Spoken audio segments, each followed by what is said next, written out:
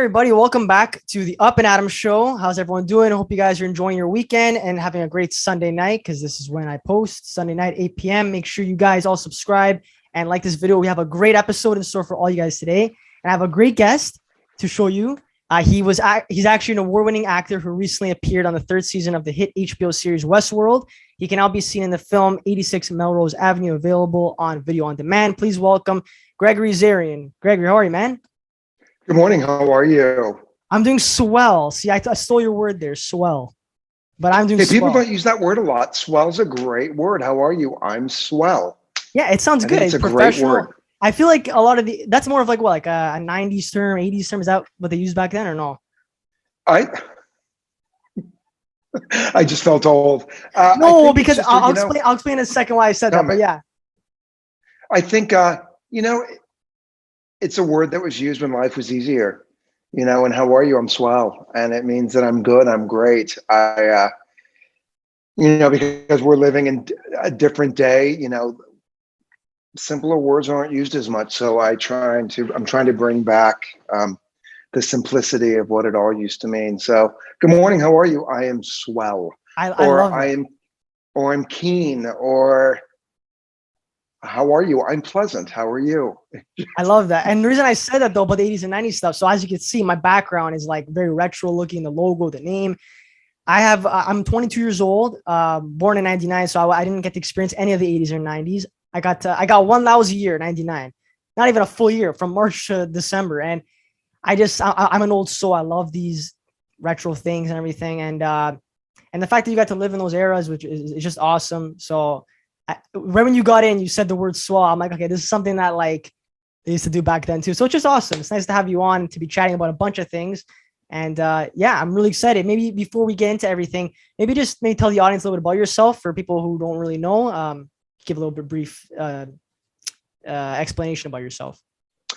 Well, the fact that you said you were born in 1999, my name is Gregory Zarian. I now feel old as dirt. Let me just say this, the 80s and the 90s, I wouldn't change any of it. I love that I grew up in that time. I'm an actor, and I am grateful that I still get to model all over the country, all over the world. With COVID, it changed a lot. And I'm also a lifestyle expert. I host a health and wellness show called Health Align, and one of my focuses is men. Men don't talk about their health and their wellness as much as women do. Mm-hmm. And because men are men, and it's this, I'm not going to talk about it. I have an older brother who's very, dude, I don't do this and do, it's this whole thing. I'm like, shut up and go to the doctors. We are so afraid. There's such a stigma behind men and health that I am opening up the conversation more, did you know that out of every 100 new breast cancer diagnosis, up to 1 to 3 are men? So men have to do self-exams. Men need to, get their prostate checked, get everything checked, and really just talk about it. I truly believe that we would be different people if we just talked more about it, whatever that it is. And I have an identical twin. I have 8 tattoos. I have a new puppy. I speak a couple languages, and please feel free to visit @gregoryzarian.com for all future questions. Quickly, to bring up something that you mentioned about men talking about their stuff, about like their mental health and even just well-being in general.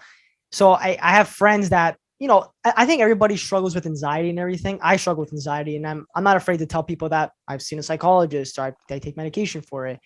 But I have friends that like probably should see people, or they should be taking something because it'll help them. But again, it's that stigma that like, oh yeah, we're macho men. Like, oh, me taking medication, me talking to a therapist. Are you kidding me? It's I don't know. I think we have to normalize it more. So I really like how you're an advocate for something like that, because it'll inspire a lot of people to really take that more seriously. I just think we all need to support each other, no matter what, men, women, everything. We do. I think Simone Biles pulling out of the Olympics because she was having the twisties. She is an international Olympic gold medalist. She is probably one of the best gymnasts we've ever seen. And she said, hold on, I need to pause and take care of me.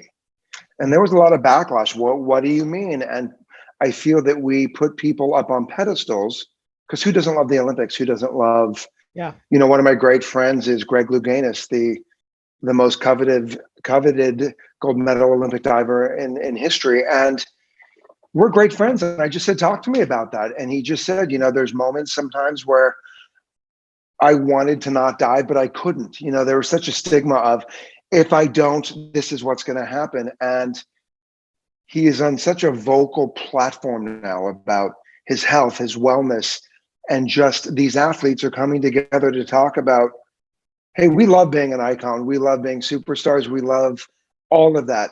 And we're human beings. And we have bad days. We have great days. And there's moments where like, I'm flipping scared.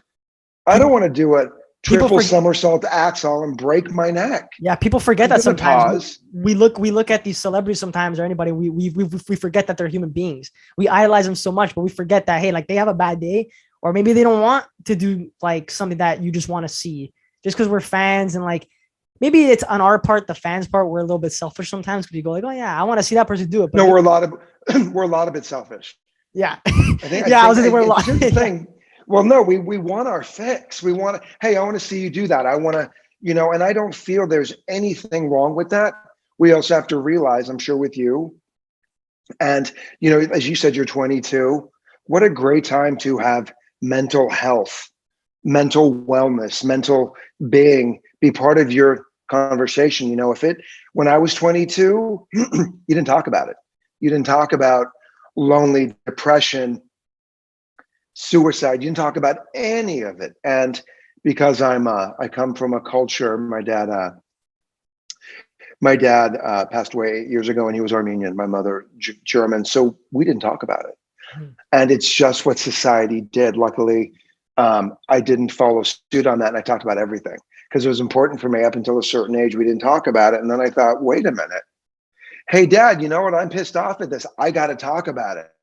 And the beautiful thing about talking about it is now that both of my parents have passed away, there's nothing I didn't say. There's nothing we didn't have a conversation about. There's nothing that that I sit here and think, oh crap, I wish I would have. Yeah, those regrets. I don't have that. I'm grateful. Like when I think of my parents, I miss my parents. So I am a huge advocate of, there's a great John Mayer song that just says, say what you need to say. Love John Mayer. I saw him in concert last year, 2 years ago. Amazing. So you get it. And, for anybody that watches this, that's so afraid to say their truth, it's scary, it's dark, it's crazy. And we all feel, especially now the conversation of, sex and sexuality and he and him and they and binary. There are so many platforms that people can go to where they're not alone. And the beautiful thing of social media is, you have there's an organization I'm part of called freetolove.org. There are people waiting for you. Trevor Project, there's people waiting for you. There the Fisher Place, they deal with mental health. There are people waiting for you. So you're not alone. And as tough as being online and social media and all of that is being bullied, the other side is you're not alone. And you can click on, Trevor Chat, Trevor Live, freetolove.org. You can click on a link and it takes you to somebody where you can say, I'm afraid, I'm scared, I'm getting bullied. And you get to go through it and you're not in the privacy of you and the computer. There's this beautiful world out there that somebody's saying, hey, take my hand. Like, I just want to say this and then RuPaul last night, who won the Emmy, and he is the most coveted man of color, as it said, he's awesome. That guy. I've watched RuPaul's Drag Race. Oh my God. But when he said with Michelle Visage and two of his queens, one of them is Got Mick, he said, come to Mama Ru. There's a tribe waiting for you. Come on. How beautiful that somebody is reaching out and saying, I'm in this tribe and you are not alone. So that's the beauty of all of this. I know that was a huge tangent, but I just No, needed to I get it love that. out. I love that. And honestly, Greg, I have to admit, like, it's really awesome that we're doing this today because, not only you're involved in so many things, but like I mentioned before, you're an amazing actor. You're an award-winning Thank actor. you. And, before we get to, cause I do want to talk a lot about, those organizations that you're a part of too, because there's actually a lot of good things that I read about on you. But before we get to all that, I really want to talk about your acting first, because Yes, you have a new movie that came out on video on demand called 86 Melrose Avenue, and I watched the I trailer and do. everything, and it looks fantastic, and the whole premise of it, the storyline, I just think it's so unique with the hostages and everything, and your role in it. Um, I got my first question to you is like, tell us about that movie essentially, and tell us about your role in it. Thank you for that. It is a hostage thriller. It is sitting on the edge of your seat. It is about an ex-Marine who is suffering from a PTSD breakdown. And there was an altercation, and he is basically running from the reality of this break. And he charges into an art gallery opening. It's an exhibit that my character Avi is part of, and he takes all of us hostage. And all the hostages are held at gunpoint, and they are meant to deal with their past, their present, and their future. And the beautiful part of all of this movie, all of the storytelling in the movie, is writer director Lily Mata created this venue where, first of all, she's Lebanese, so she comes from a war-torn country. Yeah. So a lot of the lead character, the character's name is Nadia, played beautifully by my friend Stasi, Anastasia Antonia. It's based a lot on what she saw in Lebanon. And we are dealt with these choices in our life. We're born to be something, who our parents want us to be and who we become. And my character is Israeli, and my father in the movie wanted my character to kill people for land. Israel and Lebanon, the countries hate each other. Yeah. And it is a fight over religion. It is a fight over land. It is a fight over culture. It is a fight over ethics. It is a fight over who's stronger, who's better.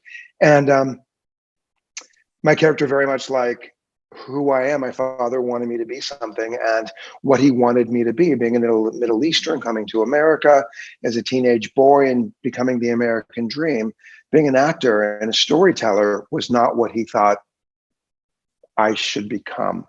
Mhm.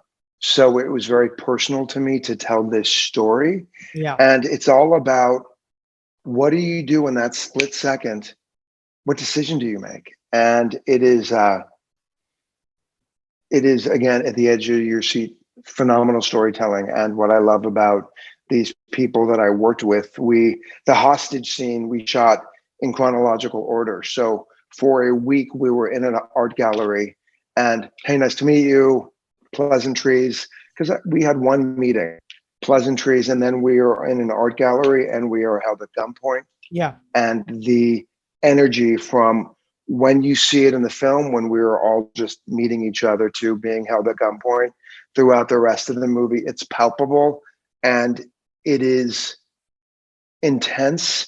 And what I love about this movie, because it's available on all video on demand platforms, is people reach out to me on social media and say, because of this, I made a different choice. Because it deals with mental health. Because of this, Yeah. I ask my friends now, hey, how are you? I check in more. Because of this, I've Googled PTSD. I've Googled organizations, and it is such a timely film. Because here's my one question to anybody that is going to watch this film. If you were laying next to somebody at gunpoint, that was somebody up until that moment you didn't like because of race, size, color, religion, what would you do? Would you save them? Would you watch them get blown away? Or would all that bullshit, can I say that? Yeah, of course. Yeah, yeah, I would. Yeah. Would all that bullshit of, it's supposed to look like this, go away? And would you try to save someone's life as you would hope somebody would save your life? Because Mhm. all that crap goes away when there is a gun or a situation or an earthquake, a fire, a life-threatening moment, what would you do? We just celebrated 20 years of 9/11. There Yeah. was a moment on that day where I stood with people I'd never met and we had held hands and we cried. Let's go back to that. Doesn't matter shape, size, color, any of it. What matters is we're all human beings having a human experience, and how are we going to be there for other people? And it is, I want everyone to go out and see it. And I want everyone to realize that out of every, there's 100 killings every day in this country. Over 200 people are shot and maimed. And for women in all their relationships in a domestic dispute, Mhm. over 50% involve guns. What are we doing? So Yeah.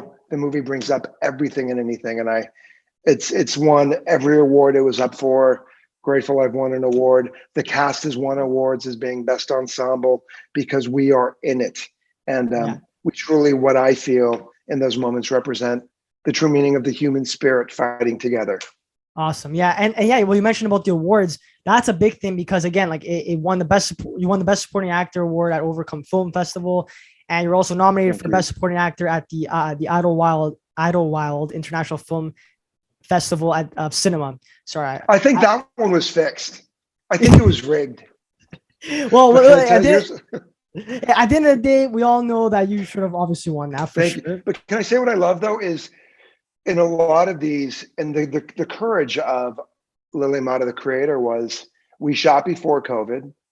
During COVID, we were supposed to be released, and she went, how can I get my story told? How can I support my actors in the story in the movie? And she threw it out there to all these film festivals.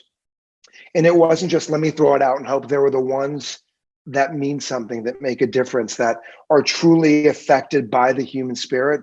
And I am proud to say that most of the awards we won for, feature film was an ensemble award. And I just worked with the guy that plays Travis, the lead. I'll tell you about it in a second. We did a really fun project together. So it is a collective. It's for me. It's just a bunch of people telling an amazing story. And out of all of us, I would do anything and everything for all of them because that's how intense it was. Yeah, well, the story itself and what you said and about the whole the examples you brought up about like even about 9/11 happening and just all these things like it's all real. Like that the story of the premise of this movie is like it's so possible because you could, for example, I can walk down the street having the best day of my life. I can pass by like a bank, for example, and it's getting held at gunpoint by somebody who suffers with mental health or anything. Just it's like you don't know. We don't realize. I think we take a lot of things for we take things for granted most of the time because living in a first world country, that's just how it is, unfortunately. But I do think you're right. Like, we have to just understand and know that in the world, it's not perfect. So we need to make sure that what I like to do with my examples is, for example, like I like to make sure that my bubble, my circle, I try to do everything I can in my circle to do good. That way, that person can go out in their circle and do good, and it spreads. Because unfortunately, we all can't save the world because we can't. So it's all about doing good in your circle and making sure we spread good vibes here, good vibes there, and then it just sprouts out everywhere. It's like a snowball effect, right? So, but again, going back to this whole premise of the movie, I just like how it's very real and it keeps you on the edge of your seat. It makes you think. Going back to you as well, you're an Emmy nominated Emmy actor for Venice the series, which is a digital drama. And I just want to talk about your acting and about your inspirations because you mentioned that even for 86 Melrose Avenue, it was something that touched close to you, right? It was something that was very personable. Do you like doing films that are very personal to you? That like does it help you get into your role better? And do you think that like you look at other actors that do similar roles and kind of learn off of them as well? Great question.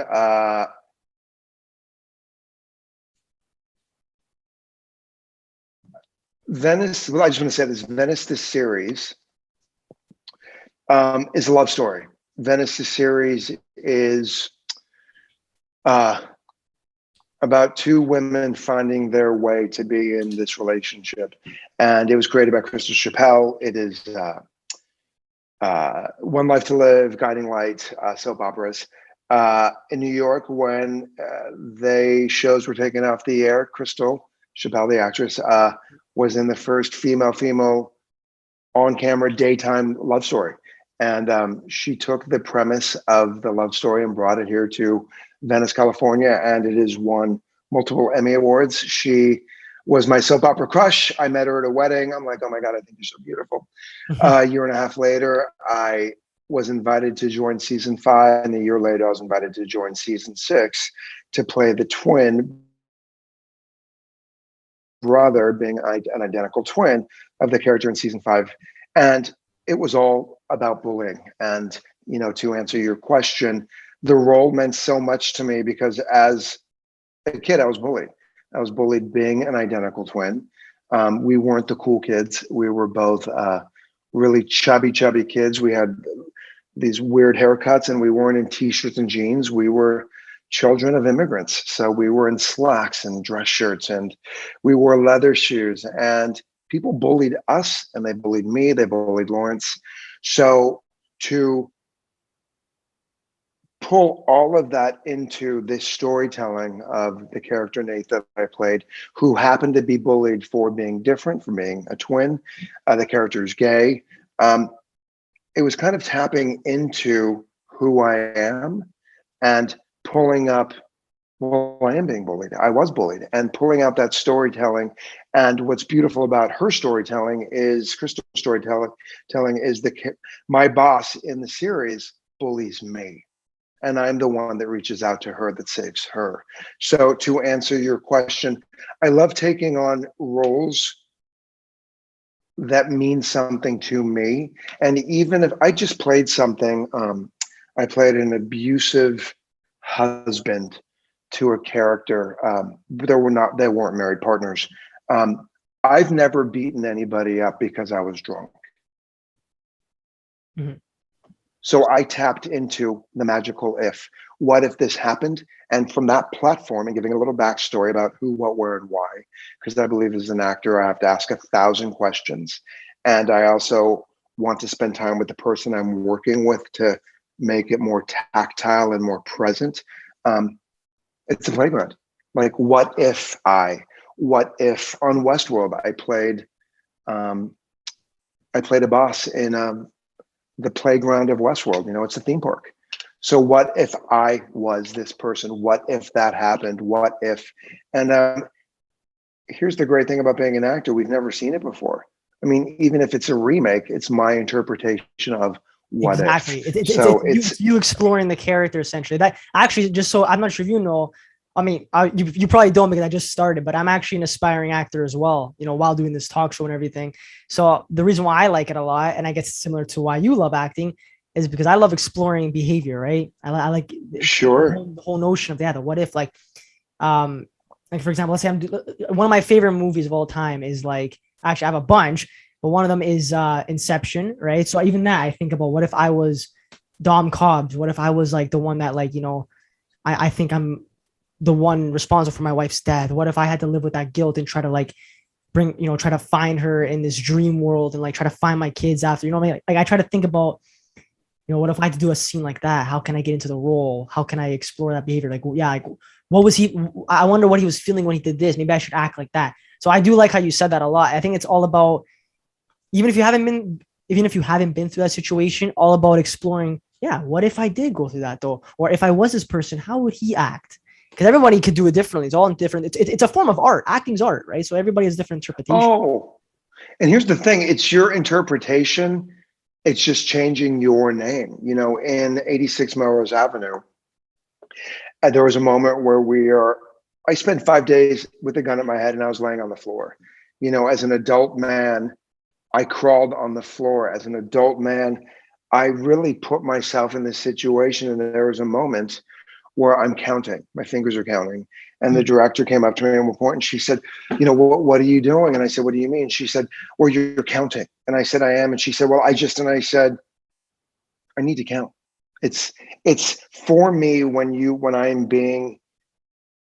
I'm telling a story as this character, I have found my character through gestures. I have found my character through the guy, Reed Phillips on Westworld, I never moved. I was very stoic and I never moved Like, except I guess like as the nuances, a couple. right? You know what I'm saying? But it's gestures. It's, my character, Avi, being Middle Eastern, we're very handsy. We're very gestury. So my character was counting. And for me, the counting was, okay, here I am. I'm being held at gunpoint. She's Lebanese. I don't like her, but what am I going to do? Oh, hold on. It doesn't matter who she is. So it was me plotting, but also realizing that I'm held at gunpoint. And it's just finding. I used to be on General Hospital and the character was fabulous. And I couldn't find him. And I hated that I couldn't find him. The director said, action. Maurice Bernard, who's a multi-Emmy winning actor for playing Sonny Corinthos, opened the door and his shirt was like this. And I remember I went, hi, I'm Julius. I pulled his shirt out, pulled his shirt down, and I walked in and I found the character. I knew my Oh, words. I knew how I wanted it to sound, but I found who he was because you and I as actors, it's more than just saying the words. It's being in the experience of who we are. And it's exactly. bringing life to what that is. Awesome. Yeah. Going back to the your struggles with bullying, I wanted to know if you had any piece of advice for somebody who whoever's watching this right now who's going through that experience, and maybe if you had any advice for them, what would you tell them? If you or someone you love is being bullied, and it is on social media, be it your computer, your phone, your pad, your Apple Watch, uh, get up and walk away, disconnect, block, uh, don't engage. What happens is we engage, we get pushed, and then we want more and we want more. I have nephews that are 12 and 10, and they've come to me about people saying inappropriate things or coming at them or making fun of them. And I say, turn off your phone, walk away, call your parents, talk to your parents, your partner, your mom, your dad. And it's the same thing with adults. We have two amazing things that we forget about. We have 2 feet. Get up, walk away, Yeah. don't engage. Um, you know, it's tragic that people are being bullied online for who they are in regards to their sexuality, who they identify. Because here's the thing, who you identify as, it's not my business. It's not my business. Who you feel you are, it's not my business. The only thing that I'm connected to is how we engage together. We are human beings as human doings, and walk away. And again, as I said, if you are by yourself on your own, reach out to organizations and just say, hey, it's kind of like with addiction. Yeah. I'm grateful. I've been sober for over 16 years, and it's That's reaching out awesome. to somebody saying, hey, I need help. And 1 second turns into a minute, turns into an hour, turns into a day, a week, a month, a year. And we don't have to go through anything alone. And if you are suffering from the voices inside or other things, talk about it.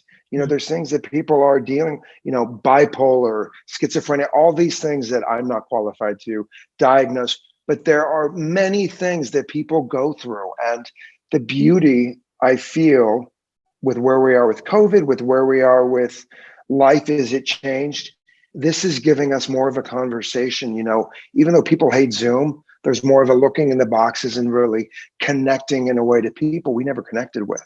So Yeah. it's just talking about it and raising your hand and saying, help, I need help. And if it's somebody coming at you, get up, walk away, turn off your computer. And, if you change the situation, it changed the outcome.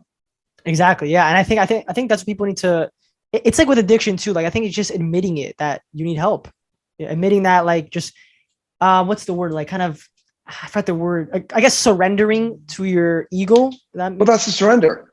Yeah. Like the first thing in sobriety is, you admit that I'm an alcoholic, I'm a drug addict, I'm a shopaholic, I'm, Yeah. there's sexaholics, there's all these places. And people are just afraid of what other people think. And there's a great saying, what you think of me is not my business. Yeah. It's not, Yeah. because I don't, as I was saying earlier, this great company, Free to Love, they're all about bullying. They're all about celebrating, realizing who we are. It's September right now. It's Suicide Prevention Month. So what are we going to do to reach out more, check in more, talk to people more? When you say to somebody, even if it's somebody that's, your barista at Starbucks or Pete's Coffee, how are you?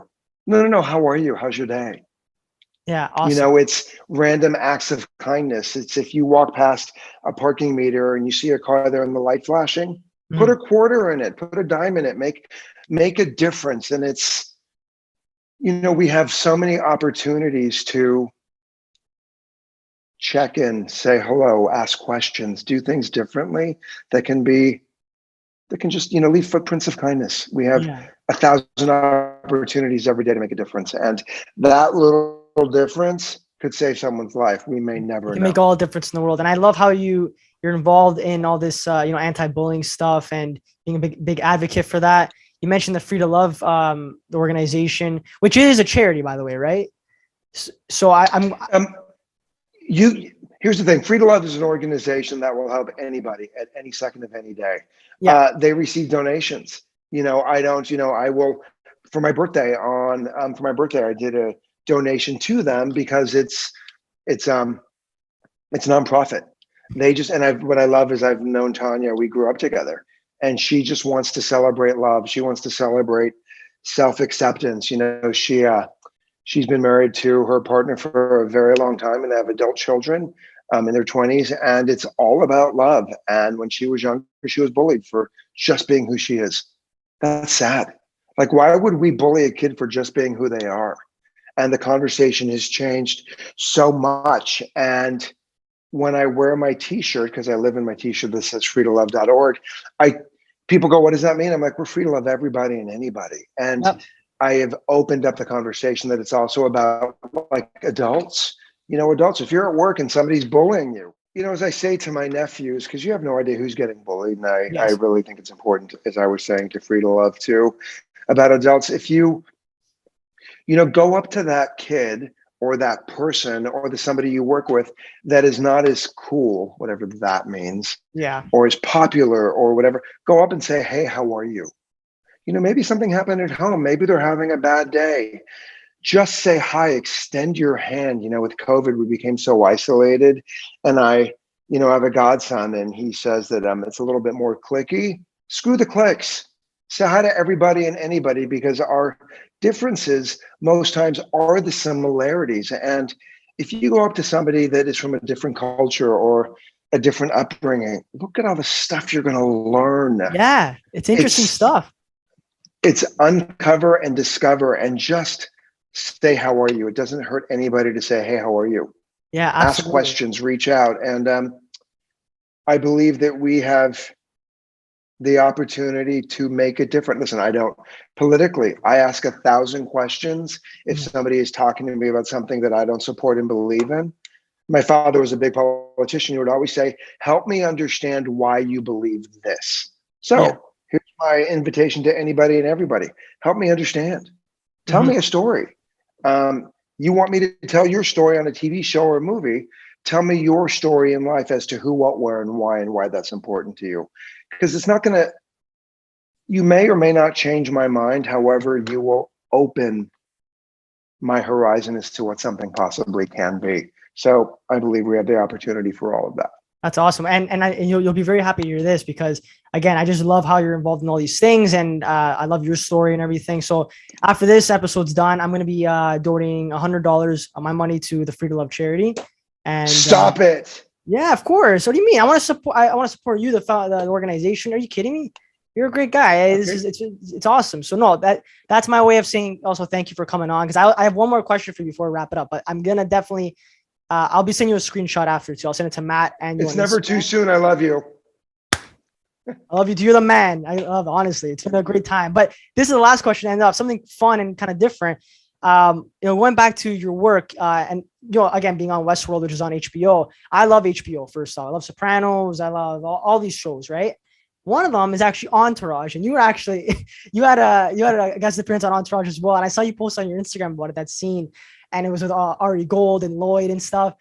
That is so funny. And And I want to know, in your opinion, does Entourage, and it probably doesn't, but does it accurately display does it accurately portray what it's like to be a movie star?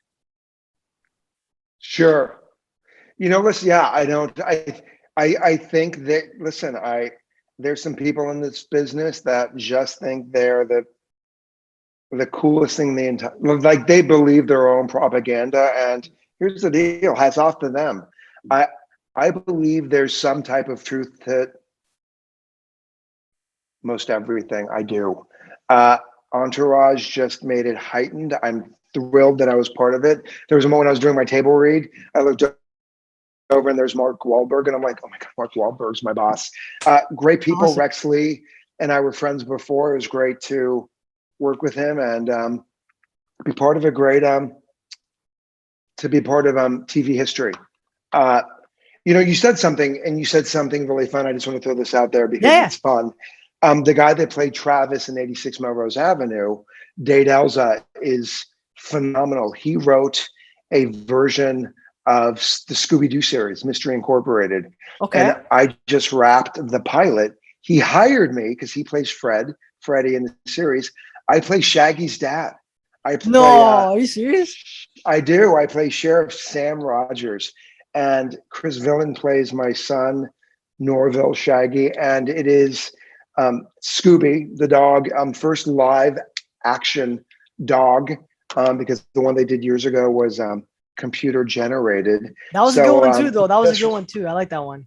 It was great, but we have a real pup, and it is so good. And I'm so proud of Dade, and I'm so proud to be Sheriff Sam Rogers from Coolsville, Ohio. So it's wait, when is that? When is that look out for that? When is that coming out? We just wrapped. It'll be out either at the end of the year or the beginning of next year. So I will keep you posted. Yes, that is fantastic. Awesome.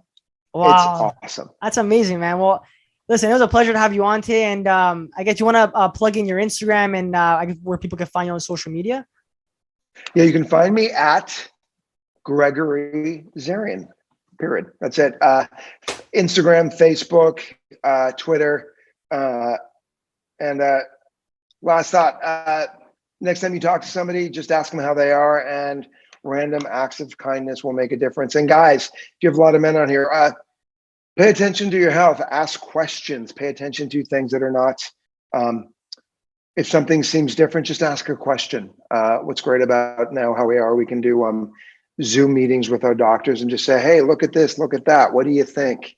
The only thing you're going to do is your doctor's going to say you are well. So pay attention to your health, man. Awesome. Thanks so much, Gregory, for being on today. And I will put in the link down below the organization Free to Love as well, along with your other organizations that you're advocates for people to donate and for people to check them out and support you. And I'll put your IMDb down below so people can check out your awesome work. And again, it was a pleasure. How great are you? Oh, no, it was honestly, the pleasure was all mine, man. I really appreciate you coming on and appreciate Matthew for setting this up today. So it was awesome. Thank you so much.